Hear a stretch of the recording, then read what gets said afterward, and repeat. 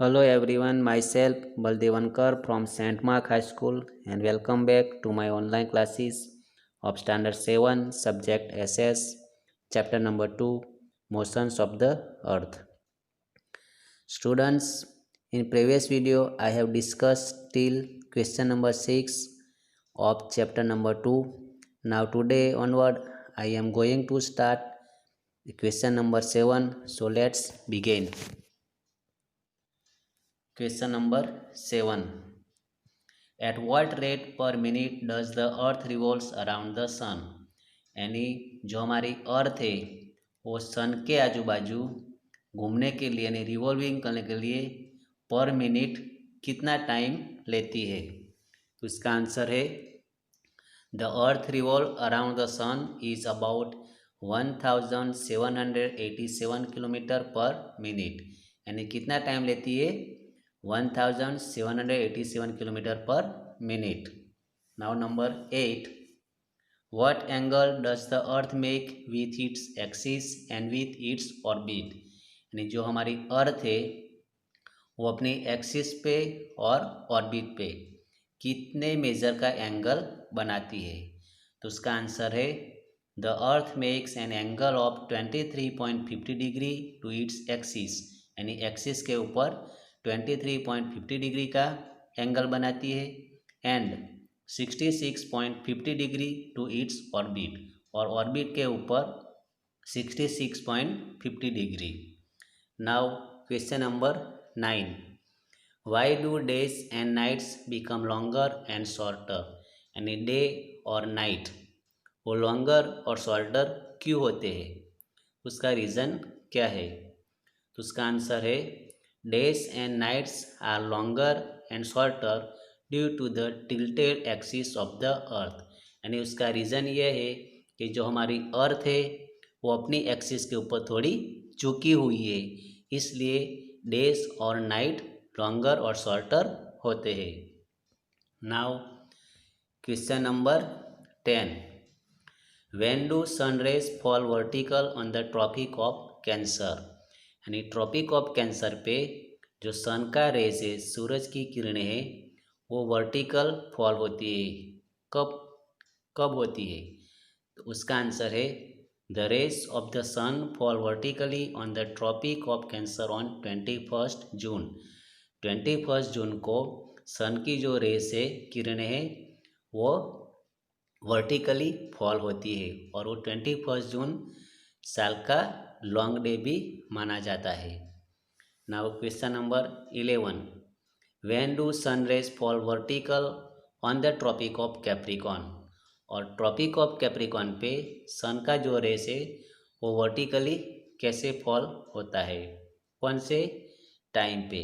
तो उसका आंसर है the rays of the sun fall vertically on the Tropic of Capricorn on 22 December, यानी 22 दिसंबर के दिन जो सूरज की किरणें हैं वो वर्टिकली गिरती है, किसके ऊपर, on the Tropic of Capricorn. ना क्वेश्चन नंबर 12.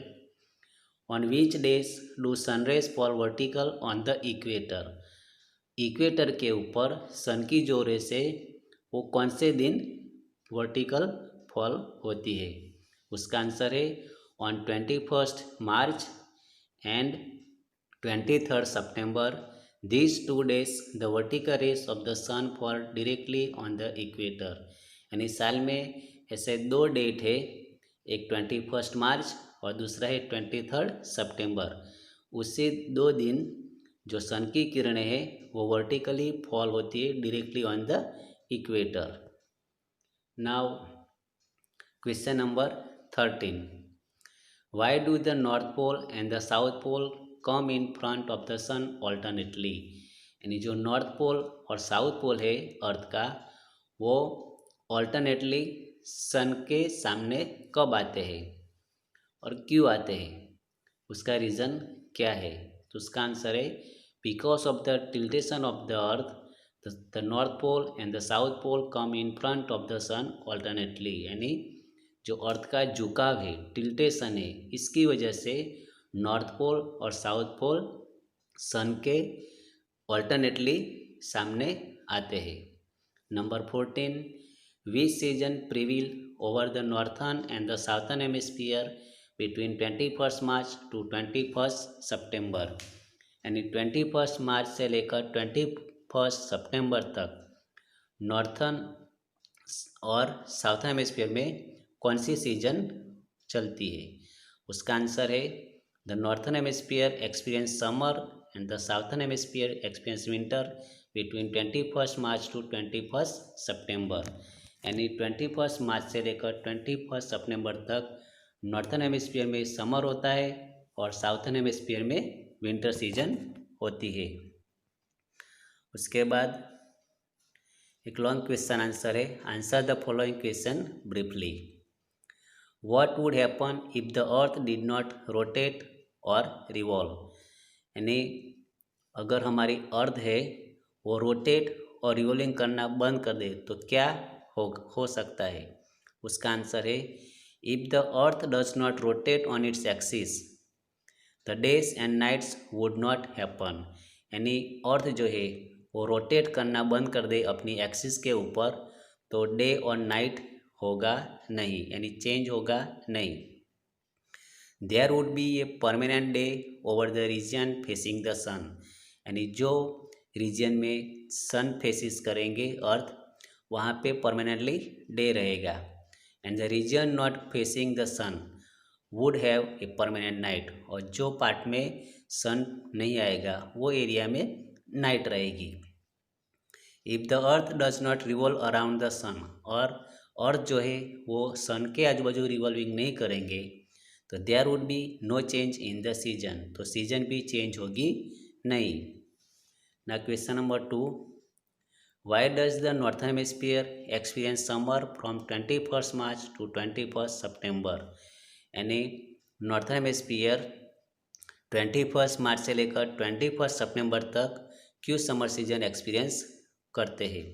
उसका रीज़न क्या है?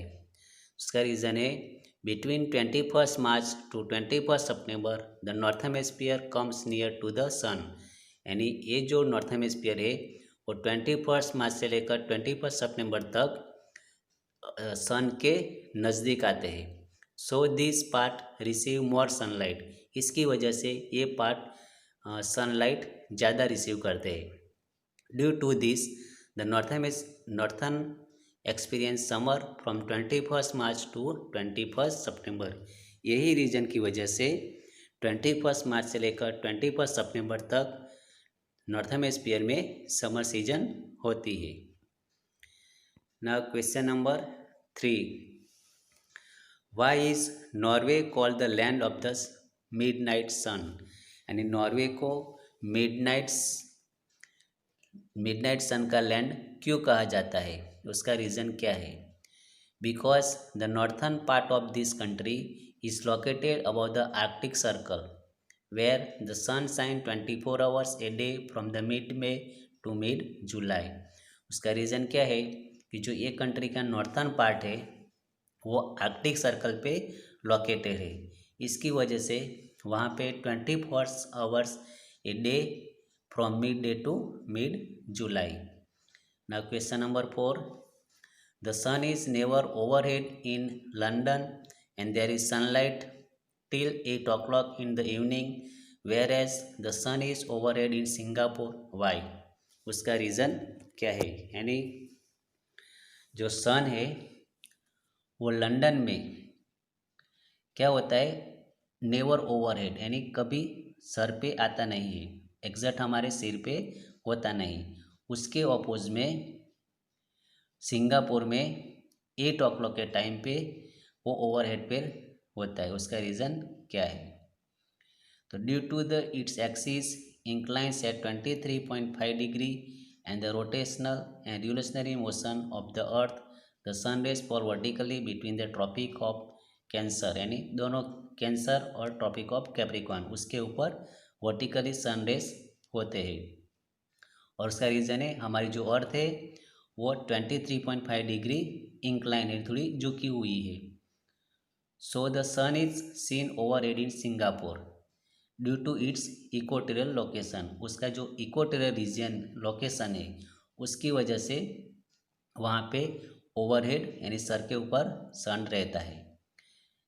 While the sun never comes overhead in London which is located on 52 degree north latitude, और जो लंदन है वो 52 डिग्री नॉर्थ लेटीट्यूड पे आया है। When the sun rays fall straight over Tropic of Cancer, यानी जो सन रेज है वो ट्रॉपिक ऑफ कैंसर पे स्ट्रेट गिरता है। The day is longer in its nearby region, जो उसका नियर बाई रीजन है वहाँ पे डेज क्या रहता है, लॉन्गर रहते हैं। So the sunlight is seen up to even 8 PM in London, इसकी वजह से 8 बजे भी लंदन में सनलाइट देखने को मिलते हैं। Now next, think, understand and give reason for the following statement. On 21st June, the sun is almost overhead in Ahmedabad at noon, but it is not overhead in Delhi. उसका reason क्या है? यानी 21 जून को अहमदाबाद पे सन overhead रहता है और दिल्ली में नहीं रहता है, उसका रीज़न क्या है? तो on 21 June sun is directly above the Tropic of Cancer, यानी 21 जून को सन होता है वो डायरेक्टली ट्रॉपिक ऑफ कैंसर पे होता है, और which passes through Ahmedabad and hence looks overhead to the viewer, इसकी वजह से हम जो देखने को मिलता है अहमदाबाद में 21 जून को सन ऑलमोस्ट ओवरहेड रहता है। Next, why do days and nights become longer and shorter, जो आगे हमने देख लिया कि सन डेज और नाइट लॉन्गर और शॉर्टर क्यों होता है, उसका रीज़न क्या है? Because of tilted axis of the earth, यानी अर्थ का झुकाव की वजह से अपनी एक्सिस के ऊपर वो थोड़ी झुकी हुई है। Next, how do days and nights happen on earth, यानी अर्थ के ऊपर डे और नाइट कैसे होते हैं?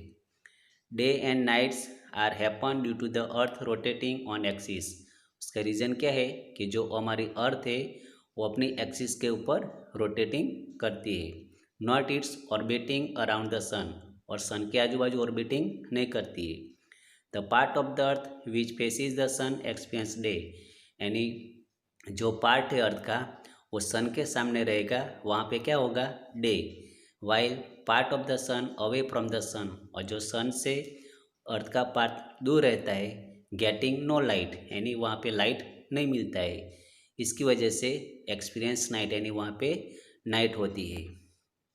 तो स्टूडेंट्स, हम यहाँ पे हमारा चैप्टर नंबर 2 की वर्कबुक की एक्सरसाइज कंप्लीट करते हैं। ये सारी एक्सरसाइज आपको अपने नोट वर्कबुक में कॉपी करना है। Thank you, bye.